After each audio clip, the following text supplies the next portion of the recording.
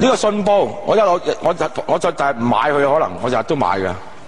點解個話咧咁樣查係唔應該喎？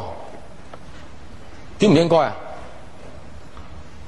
呢個立法會嘅議員係要為呢個市民服務嘅，而家全個香港已經變成債主或者苦主嘅，已經係哀鴻遍野，將來仲有機會。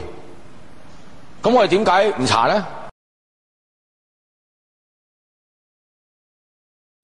好出名嘅財經報紙，非常之專業，有水平，但係咧就大力去反對今次嘅調查。